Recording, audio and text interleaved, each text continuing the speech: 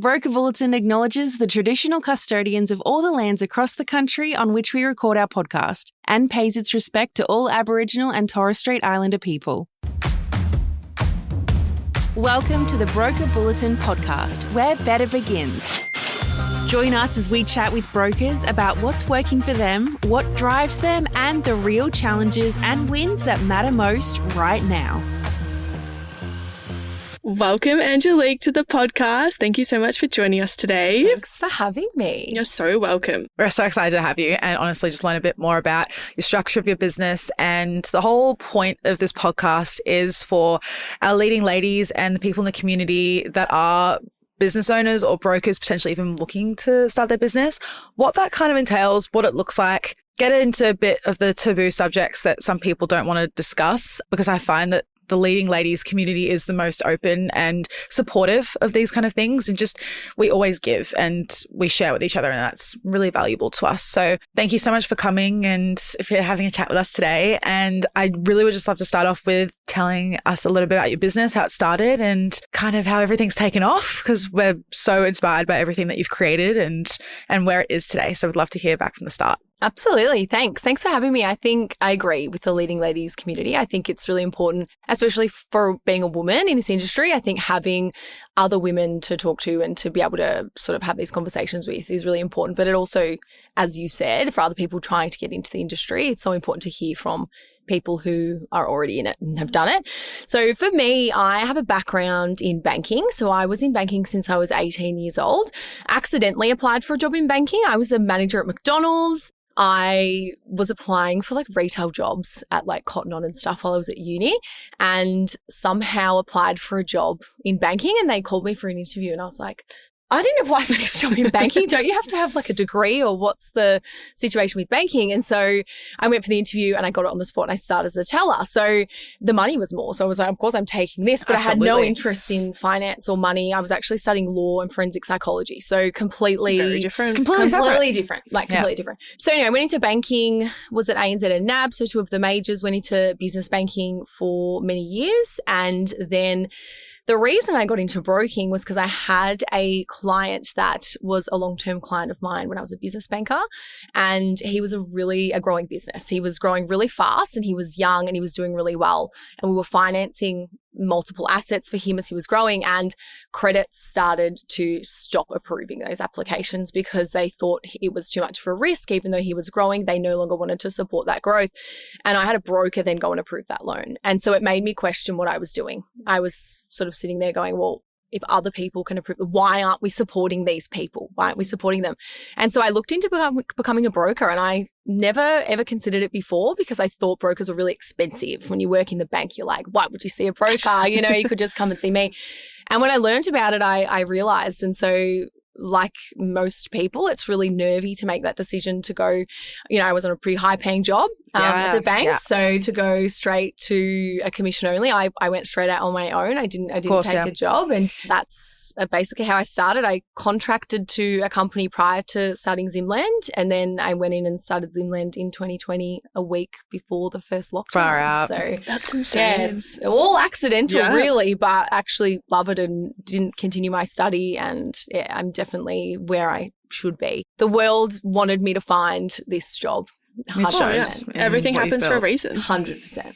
It's something that I find a lot of bankers do. They decide to be brokers, but then we also have that back channel conflict as well from now it's the opposite way around, where now banks can start approving things that brokers can't. 100%. And I find that really interesting. So it's so interesting to hear from your perspective when you've come in going, well, other brokers can approve things. So it does go both ways. And it definitely does. You're limited to the credit in one bank and the policies of one bank. So it is really cool that we have so many options. And I find whenever I speak to bank lenders, they're like, how can you remember all these policies of like 30, 40, 50 different banks? I only have to remember one. That's fine. I'm good with that. And I'm like, yeah, we've got a lot in our heads. We're pretty cool. It's amazing how much you can remember though. Yeah. That's what I thought. When I came in, I know I had the experience of been in banking for years, and it was quite a shift, I must say. Coming into broking, I thought, oh yeah, this should be okay because I've done lending for years. Like this should be fine. And it wasn't. It was still quite a curve because it's so different being in a bank and then being a broker. It's just completely different. And so it does take a while to learn it, but it is amazing how much you can retain. What made you decide to go straight to contracting out instead of, I guess, working within a company? Someone. Yeah, that's really different. Do you know, I don't really know. I don't really know the answer to that. I think I'm quite a solo person. So I don't love management necessarily. I don't love people telling me what to do. I'm a bit of I just like to do things my own way. I've just found out recently I'm a control freak, and Kobe was like, how did you not know that? I was like, how did everyone in the world know this and I didn't even know this?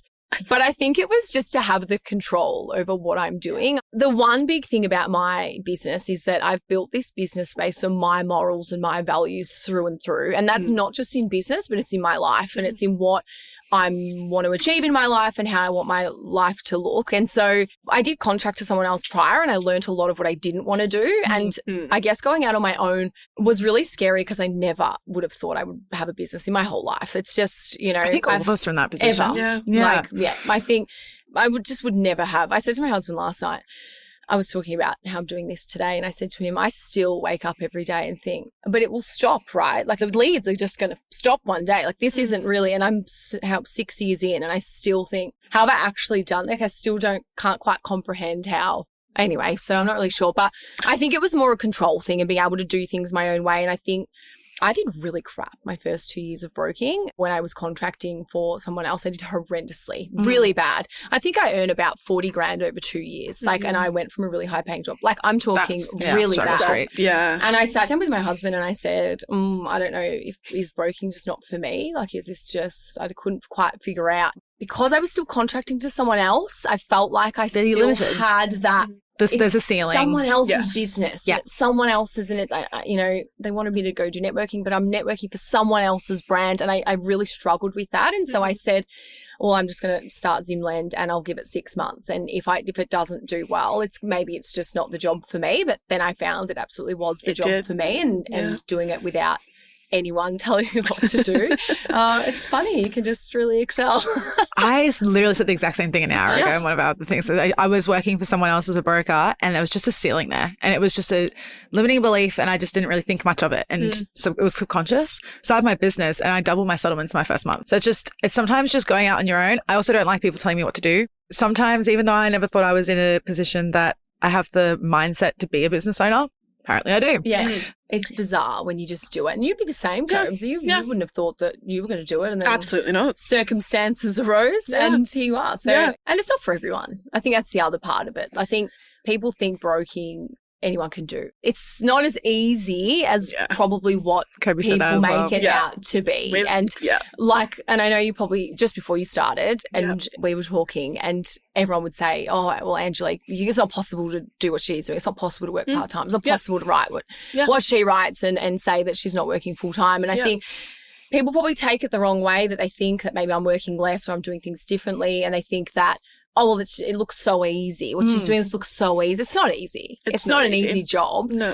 There's a very low barrier to entry, and people think that they're just going to come in and make millions of dollars, and that's it. They're going to spend every month in Europe. And whilst there is benefits of these things, and you can be flexible, you can build it to whatever you want, but it's not, you don't just walk in and to work write hard 100 for million it because you put up a reel on Instagram. Like, it doesn't work. It's not.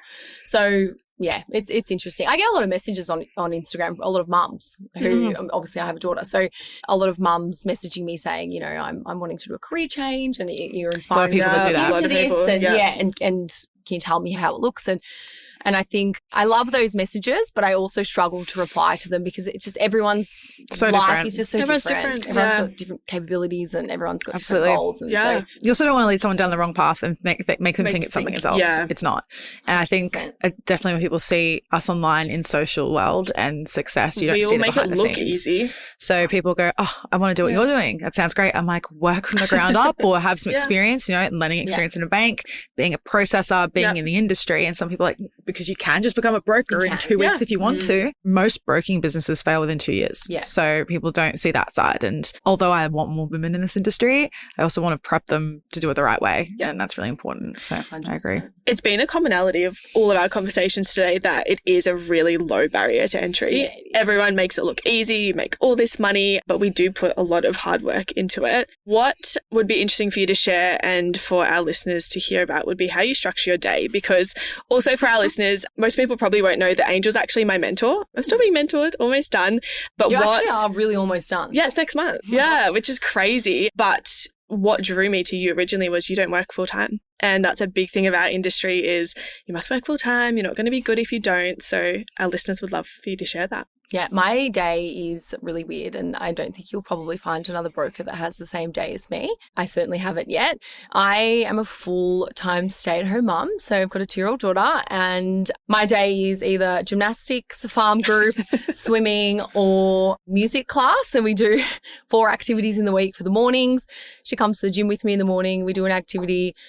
We go to the park, we come home, she has a nap, and then I have a nanny that comes for 2 hours, 4 days a week in the afternoon. And that's basically when I do all of my work that I can do. So she's still at home with me. She's still there. She comes in and out that whole time as well. She's still there and she sleeps for about an hour. So I do a lot of my work in that time. And I think when people hear that, they think, well, how is that possible? I've got 2 full-time assistants, but I do some calls after hours occasionally. Like we'll have, when my husband gets home from work, I might do like a 6:30 call. I only do 1 if it's per day. And I actually don't work after hours either. So unless I'm having a really busy week or month, sometimes I will put a couple of hours in, but actually just 99% of the time don't. I'm able to condense it down.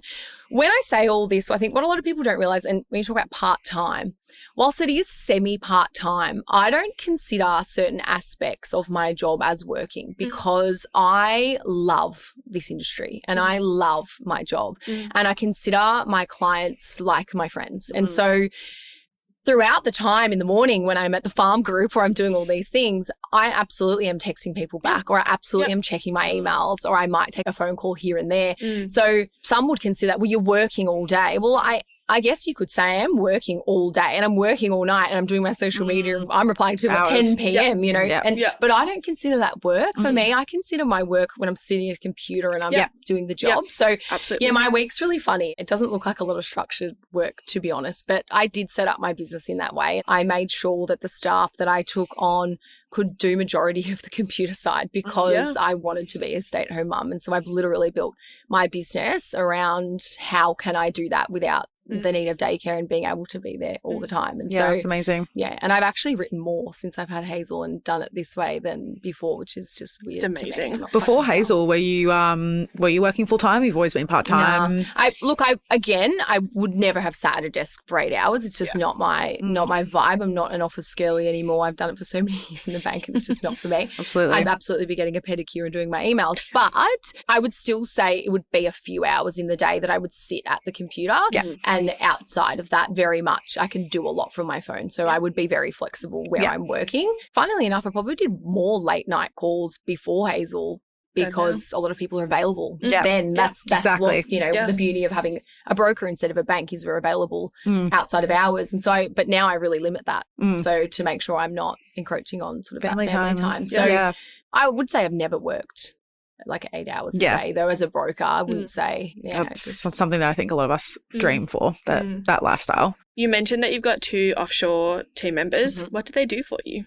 Everything. It's all the back end stuff. It's the saving of documents. It's the data entry. It's all that sort of stuff, which just, it takes up a lot of time. It does. That, you know, it's not specific to my experience. You know, you don't need to be experienced necessarily to save some documents and to upload things. So they do just all the back end stuff. I still do all the servicing and all the borrowing capacities and the lender selections and all that sort of stuff. So I still do all the submitting, all the sending out of game plans and everything. I do all that myself.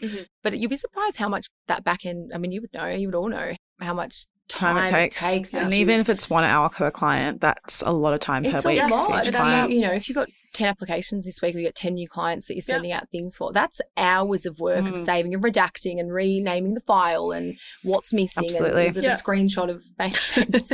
You know, so all these things, they take so much time. So I've had Jen for 4 years, I think like 5 years. I've had her for a long time. She's the greatest thing that's ever walked this earth. I just love her to death. And then Hannah's the newer one. I've had her for about 6 months. So she's actually doing all the rate reviews now as well, because that is one part of the business that no one talks about, the creep up of the workload in the reviews. I've started to get hit with that now. Starts off like, oh yeah, I can do this. And then you, oh, hang on. This is now like a whole full-time job for someone because it's just so much of it. Constantly. So that's one thing no one ever told me and no one ever spoke about was like that becomes, but a lot of brokers don't do it. They don't care. They're just happy for people to leave. How many new clients have you come across that are like, oh yeah, I haven't heard from my broker in 6 years? Yeah. That's what happened to me and why I started in this industry. Is it as well? I settled on my first home in August 2021. Haven't heard from that broker since.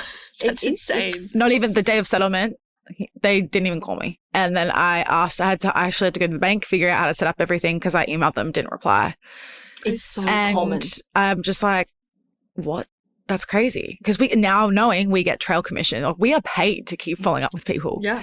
So it's crazy. And it's very standard that brokers lose 5 to 10% of their books, their back books every year, if not more. So, and I'm like, that's literally just your existing clients and just the relationship. It's crazy. They just want that up front. And I think this is where, again, talking about me starting Zimlend and really basing it on my morals in life is that I just love what I do and I care about what I do so much that response time, it's just like chatting to a friend. I'm so hard on myself with my speed but I'm known for it now. Like you speak to an agent that'll see that I'm the broker of that person and it can sometimes weigh them to getting the house because they know that loan's going to get approved. I've been a broker now for nearly 8 years. I've never once had a decline. Touch wood, thank you. I think I've had one finance extension in that 8 years. I'm very thorough and I'm really on the ball with this sort of stuff. I just care about the people. And I think you girls would be exactly the same. And then so many brokers just don't have the care factor. It is a job and it becomes just a money thing and it becomes just, we'll just tick, tick, rather than someone is literally buying a house. I don't care if it's their 10th house. Like they are buying a house. It's money. 30-year mortgage. It's huge. It's their livelihoods. Milestones and it's money and it's literally their life. And I think when we might not be a brain surgeon, I tell myself on stressful days, it's okay, you're not a brain surgeon, no one's going to die. But sometimes it feels that way. Yeah, it feels that way. That's why I literally use that line on myself when I get really overwhelmed with something and I say, okay, this isn't a life or death thing. Just take that back because you get really hard on yourself because it is someone's life, but that's because we care. We do. And I think that's important. A lot of people don't. And they chose in that sort of the rate reviews. Absolutely. They just don't. Yeah. It's no care. Yeah. Which sucks. You said that you've had Jen for 4 years now. What do you find has been really good in terms of retention and keeping, one, upskilling and training her into what you need that role to look like? And how has her role grown in that 4 years or 5 years? And also keeping her around and staying. Yeah. So just in general in terms of retention and talent and what does that look like? Jen loves me. She's never going to leave. Jen, if you're watching this, don't ever leave me. I found Jen through a recruitment company and actually she was the only applicant that didn't have experience. And something about her, I just took the risk. You'll listen to your gut sometimes. Yeah, it was a gut thing, actually. And do you know what I found with a lot of staff is that they get rushed through sort of programs and stuff and then brokers expect them to do everything the next day. Yeah. Yes. And it's just not... In what world is that like going to happen? So I took probably a good 12 months to train Jen myself. So I gave her a task at a time and I said, get this and then add this on and add this on. And I took a really long time to train her. I'm a control freak apparently and I figured that out now. And looking back, I think, okay, some signs I could see.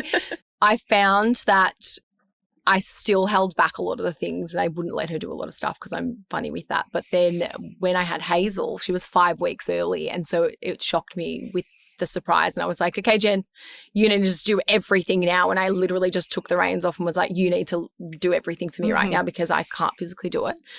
And so she just did and she did a great job. And so her role changed a lot because then she started to be able to do a lot more that I was allowing her to do and she would just do such a good job at it. In terms of training and stuff, just Zooms and stuff here and there, but I've had it for so long now that there's not really that much additional training that we do now apart from a couple of questions here and there because I don't know, she's sort of she does, like there's really not much more that she could do, to be honest. Like in terms of retention, it's always about making sure she's okay in terms of her well-being. Putting Hannah on was part of that because she was feeling like her workload was starting to get too much. And so we straight away hired someone else because I wanted to make sure that she was okay and not overworking too much. You would know, Kobe was talking to me the other day, they overwork anyway, a lot of our staff. Dude, I'm like, have a break. They're like, I'm fine. I'm like, oh my God. I'm having a snack, 10 minutes later, you're back. Hang on, have a break. Yeah. Have a Kit Kat. Yeah. So I think we just have a really good relationship. Honestly, it's just a respect thing. I just respect her as a person. I respect her as a worker. And I think that's not always the way that they're treated. So yeah, I agree. Yeah. All right, are you ready for our rapid fire questions? Get it. We'll start with something easy. What's your coffee order? I'm kind of off coffee at the moment, but it's an iced latte. That's it. What's your non-coffee order? Nothing. Energy drink. Just a V. A V. V. Yeah. Sponsor me. V every day. Just had one on the way in. Love that. Flavour in particular? The pink or the purple one at the minute, but I've been a Red Bull drinker through and through since I was about 15 years old. Yeah. I have ADHD. And caffeine doesn't do anything for me, so I can drink like 8 in a row and I'm good. That's So better. coffee I'm off at the moment, but iced latte would be the answer. I've never had a hot coffee before.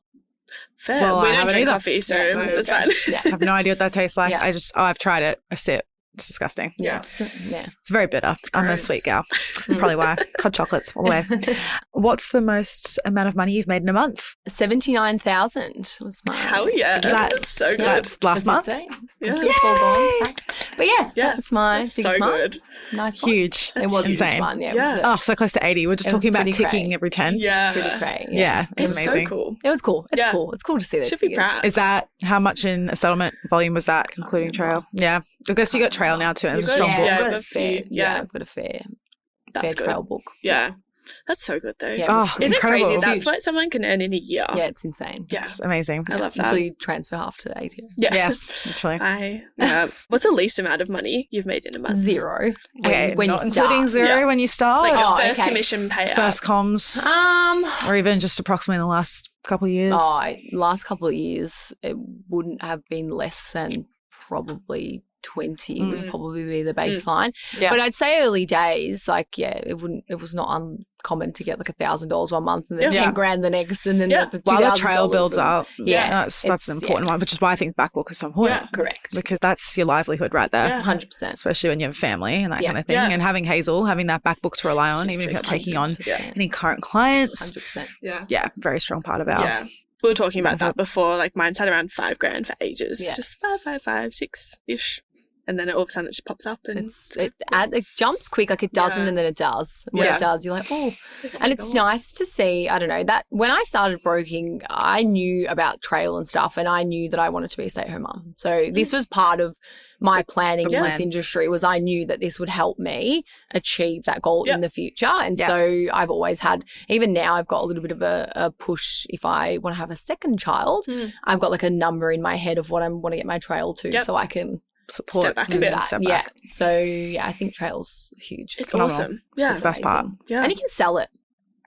Exactly. It's a saleable thing. Exactly. wild, though. It's your actual asset. It's So, an actual asset. Yeah. Yeah, I Yeah. agree.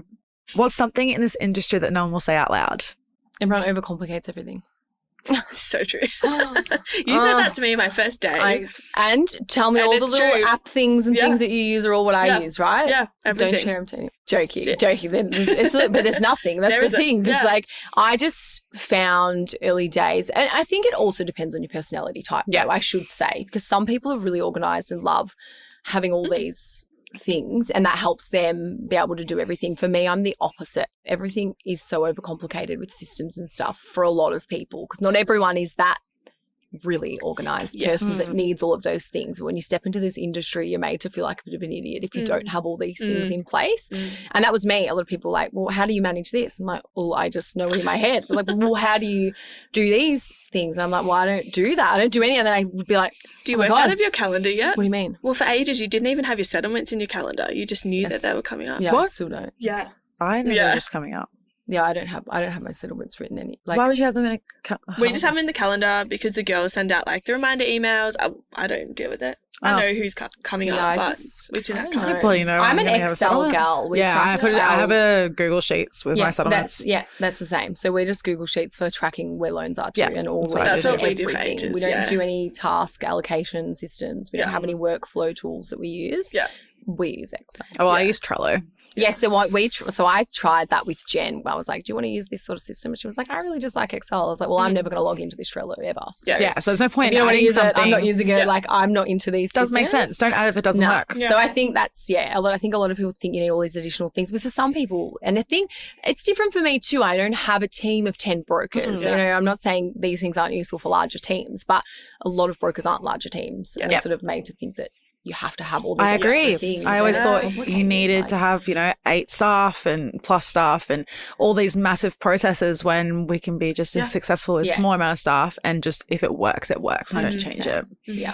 Have you ever hired the wrong person because you needed help fast? No. No. It's not very really. rapid. I really hadn't many staff. Yeah. No. Not really. What's one habit that successful brokers have that others don't? Realness. Being themselves, maybe. Trying to be someone they're not, to try and get business because they think that's how it needs to be done. I think that's a big one. Trying to mimic. Yeah. Do what other people are doing. I mean, even we are like 99% referrals from existing clients, and we have been since day one. We've never dealt with referrals from referral partners. We've never dealt with any referral partners at all. We actually decline referrals from real estate, and I own a real estate agency. My husband does. So, and I still decline the referrals. You don't need to do it the way everyone else has done it. And you need to find what's real to you as a person, and rather than trying to fit into all of the other molds. And I think when brokers find who they are and they find what resonates with them and what feels real, it comes across on the other end to the other person. Absolutely. That you're being real rather than just... People can pick up on it right away. This day and age. Straight away. Everyone can. Straight away. Yep. So, yeah, I would say that. Let's bring the conversation to about Leading Ladies. Leading Ladies started as a space for women to ask the questions that they didn't feel comfortable asking elsewhere. What's the most honest or surprising conversation that you've witnessed in our industry? I think there's a lot of conversations one-on-one when you attend sort of Leading Ladies events. So I couldn't think of one in particular that I'd probably share that maybe wasn't like a private conversation. But I think what's the conversations that I had that I love is around being women and being mums and being family and just seeing so many people being able to come together that, number one, are in the same industry, number two, are up against the shit like we all us women are, but being able to have the conversations about that and I think it made me realize that I could look at doing this and could look at my dream of being a stay-at-home mum was actually possible when speaking to other women that are mums and doing this in this industry. So I think it's just about having access to a community of people where you're kind of forced together. It's not like, do I just message this random person on Instagram to chat? It's like, we're all part of the same group. Absolutely. So you're forced in a room where you actually now can, and everyone feels comfortable to talk about it because we're all there for the same reason. Exactly. So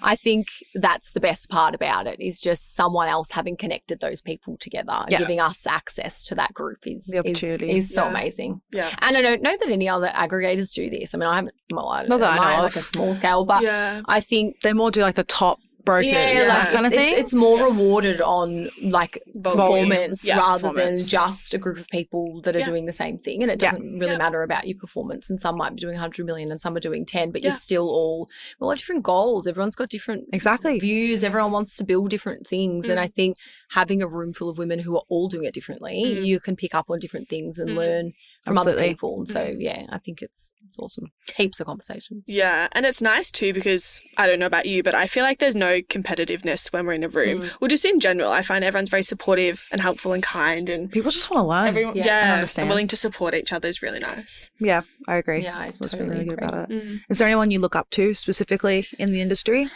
Look, like I said early on, I'm a solo gal. I really don't do a whole lot. I'm very private, like just put my head down and kind of do my own thing. So I wouldn't say there's anyone I in particular look up to, but I think I'm also just kind of carving my own way a little bit, because I, as much as we have a lot of mums and a lot of women that are doing this industry. I hadn't come across anyone that had done it the way that I want to do it or that I am doing it. And so for me, it's more about not comparing necessarily to what other people are doing, or not letting that cloud what I'm trying to do, or let it cloud with comparison what I'm trying to achieve. I think just in my family life and my life, and putting my head down and just kind of seeing what works for me rather than looking at anyone in particular, if that Absolutely. makes sense. 100%. So yeah, I'm probably a little bit more of a solo kind of person, just kind of figure out what works with my life and what doesn't, and just moving in that direction. Which is refreshing, because so many people think brokers fit into one mold and you have to do this and sit at your desk all day, but 100%. you've proved that you do not have to do that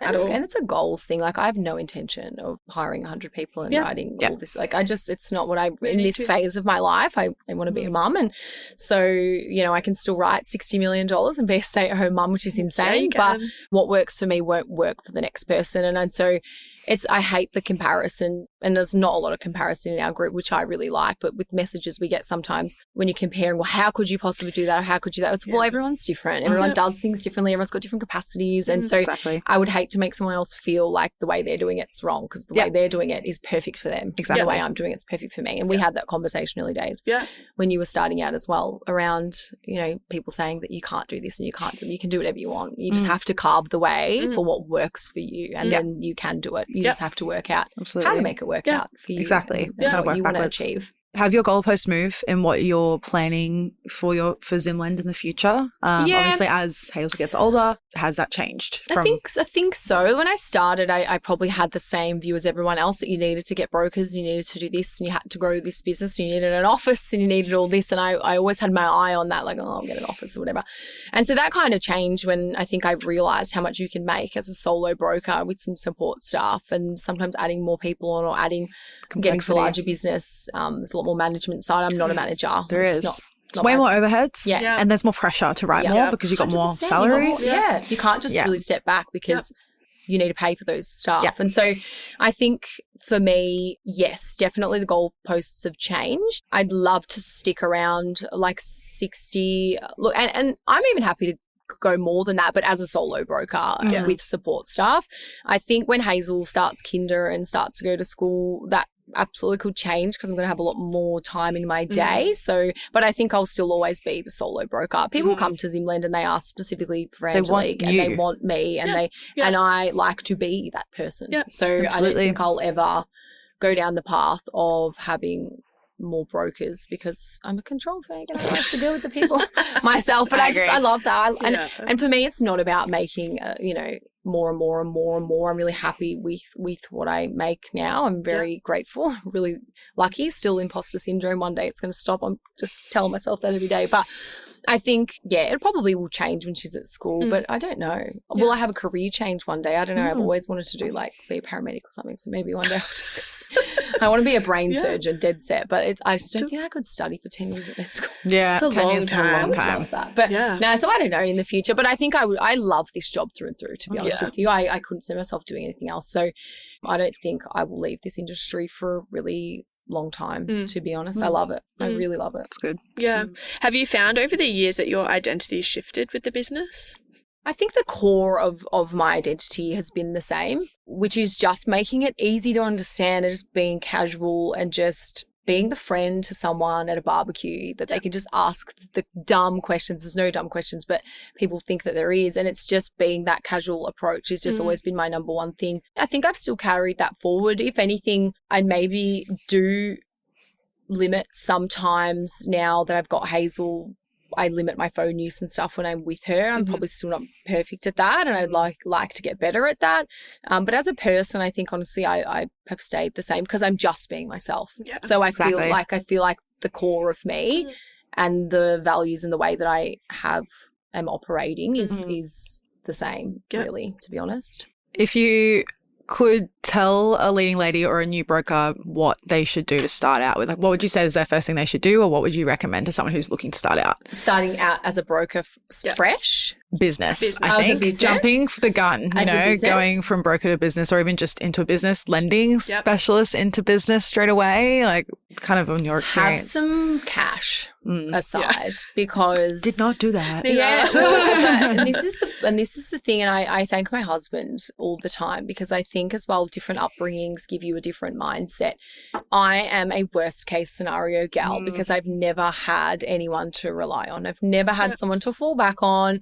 I've just never had that. Whereas my husband grew up in a different family. And so when I wanted to start this, my initial thing was, I can't afford this. Blah, blah, blah. And he was like, but it'll work out. And that's always his mindset. It'll work out. It will work out for you because you've got someone that could help you. I don't. I'm going to be homeless again. You know what I mean? So I think when you've come from a background of that sort of stuff and you have a bit of a different mindset. So for me, I'm really worst case scenario. So I would say, have some savings because it takes some time. Oh, yeah. But I would also say you need to give it your best shot. And when I mean your best shot, I mean, don't just attend a BNI and think you're going to write $50 million.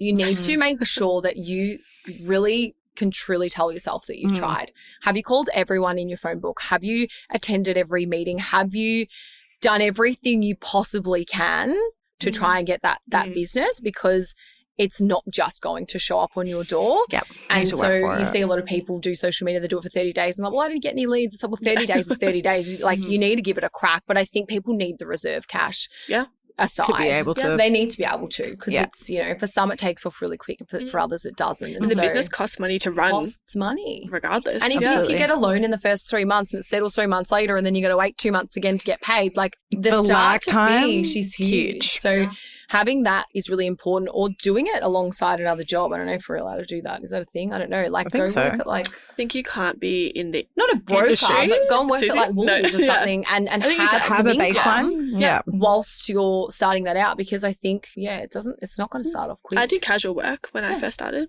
Yeah, have to. Yeah, but I think it's not for everyone too. And I think look at your goals and what do you want to do it for yourself for? Is it because you think it's really easy and you're going to be able to go cruise around and make all this money, or is it because you want to not have people telling you what to do, or is it because you like to manage people and you want to help people learn? Like what's the reason to drive to go out on your own? Yeah, really think about that, because if it's for the wrong reason, you probably won't succeed. Yep. 100%. Yeah. To close us off, can you tell us if you had to rebuild from scratch tomorrow, what would you do? I'm going to be so honest and say I wouldn't change a thing. Yeah. I love that. That's so I good. wouldn't change a thing. I just have no idea how I've ever got into this position, to be honest with you. 6 years later, I'm thinking I've got no idea. But I wouldn't change a thing. I think I did everything true to myself. I think I did everything the way that I was supposed to do it. And I think it shows in how successful I've been. And I actually just would not change a thing different in anything that I've done in the last 6 years. That's really special. Yeah, I just to back yourself that hard and I wouldn't change a really thing. stand true to your values. Yeah. I've learned in this whole growth of owning a business and growing up and being a mum and just turning 30 and being wiser in my years, as they would say. I've just found a place to be proud of yourself, and I think I think maybe it's a women thing, maybe it's not, but we struggle with that, or at least I have my whole life. And I think now I've gotten to a point where I'm just so proud of everything I've created. I'm proud to be the role model for Hazel and for any other kids that I'll have. And I'm true to myself through and through. And I just would not change a thing different about Zimlend and about myself as a broker and just about my whole experience. I love that. I hope that's not arrogant. amazing. No, absolutely not. That's amazing. I just that's incredible. Cool. So inspiring. That's amazing. Thank you so much for coming on and sharing your story. It's really been really special and we really appreciate it. So nice. Thanks so much, everyone. You're so welcome. Thanks for tuning in to Broker Bulletin. We would hate for you to miss an episode. Subscribe to Broker Bulletin in your favourite podcast app. Has this episode been helpful? We'd love you to rate and review us. It'll help us deliver content that's useful to you and help others discover us. If you have great ideas for topics worth tackling or have burning questions you'd like addressed on an upcoming episode, reach out. Links in the show notes. See you next time.